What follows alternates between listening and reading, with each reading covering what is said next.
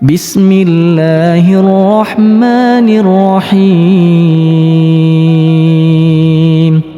Salam sejahtera, bersua lagi dalam membongkar kisah sejarah. Dan kisah kali ini ialah Wa'ad Demang Lebar Daun dengan Seri Tribuana. Seperti apakah kisah ini, mari kita saksikan bersama.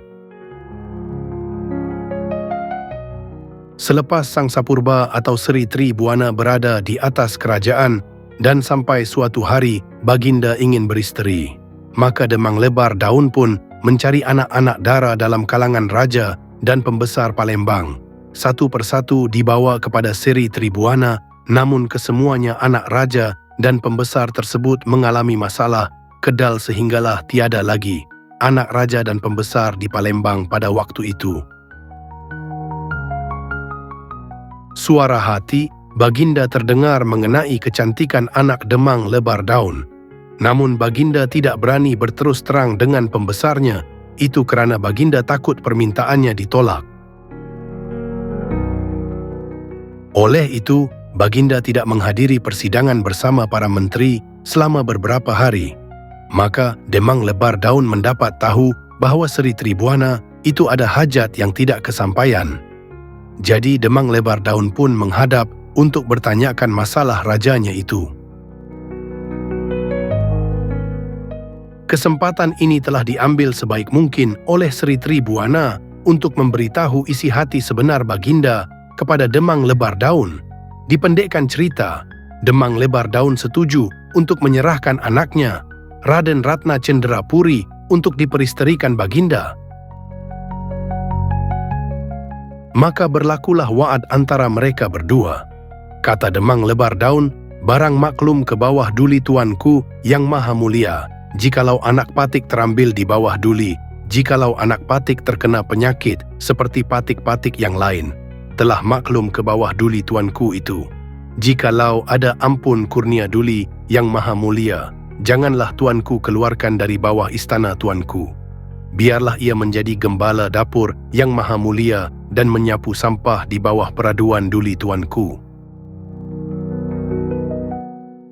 Sambung Demang Lebar Daun lagi, segala hamba Melayu, jikalau ada dosanya ke bawah duli, patik pohonkan jangan ia difadihatkan, dinista yang keji-keji, jikalau patut pada hukum syarak bunuh, tuanku jangan tuanku aibi. Dalam lafaz ini, jelas Demang Lebar Daun meminta supaya hamba atau rakyat Melayu yang berbuat dosa kepada raja agar tidak dihina, dinista bahkan dimalukan. Jika kesalahan itu berpandanan dengan hukuman mati, maka sang raja boleh untuk menjatuhi hukuman mati dan dilarang sama sekali untuk mengaibkan rakyatnya itu. Permintaan ini dipersetujui oleh Seri Tribuana dengan, katanya, kabullah hamba akan janji paman itu. Dalam masa sama Seri Tribuana juga mahu Demang Lebar Daun supaya berjanji bahawa jika keturunan baginda zalim, jahat, menumpahkan darah sekalipun, rakyat Melayu tidak akan sesekali menderhaka kepada raja. Namun jika seseorang raja itu melanggar wa'ad ini, maka rakyat Melayu juga akan melanggarnya. Wa'ad ini telah diperteguhkan lagi, yaitu jika rakyat Melayu menderhaka kepada rajanya, maka rumahnya akan diterbalikkan Allah. Jika rajanya pula yang menderhaka terhadap janji ini, maka hancurlah kerajaannya. Jelas sekali wa'ad antara Demang Lebar Daun dengan Sang Sapurba ini sangat berkesan kerana dalam sejarah orang Melayu dan tiada pemberontakan yang dilancarkan oleh rakyat biasa semata-mata untuk menjadi raja.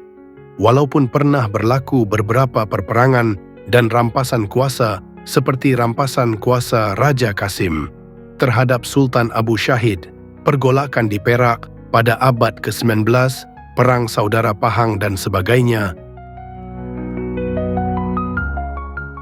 Namun, semua itu berlaku dalam konteks pemerintah dengan pemerintah, bukannya antara rakyat yang ingin merampas kuasa dengan pemerintah. Walaupun raja kecil atau Sultan Abdul Jalil Rahmat Shah merampas kuasa di Johor, namun sebagaimana yang disebutkan, isu ini merupakan isu antara pemerintah dengan pemerintah. Sebagaimana yang dinyatakan dalam wa'ad tersebut, seorang raja dilarang sama sekali menghina rakyat Melayu. Jika penghinaan itu dilakukan, maka terlerailah wa'ad tersebut sebagaimana yang berlaku kepada Parameswara, Raja Iskandar Shah.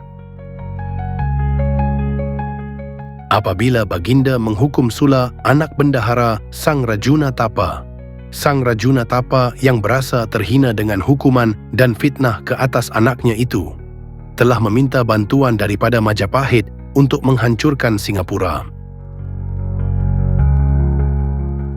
Hal ini terbukti bahawa Singapura telah berjaya dikalahkan oleh Majapahit dan Parameswara terpaksa melarikan diri ke kawasan utara dan mendirikan kerajaan Melaka. Begitu juga peristiwa yang berlaku kepada Raja Muhammad, iaitu baginda hampir-hampir menjadi Sultan Melaka.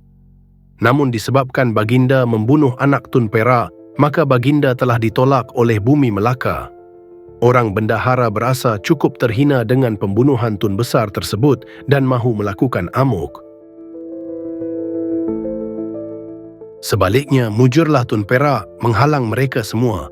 Walau bagaimanapun, Tun Perak tetap menolak Raja Muhammad daripada dirajakan di Melaka, maka baginda telah dirajakan di Pahang.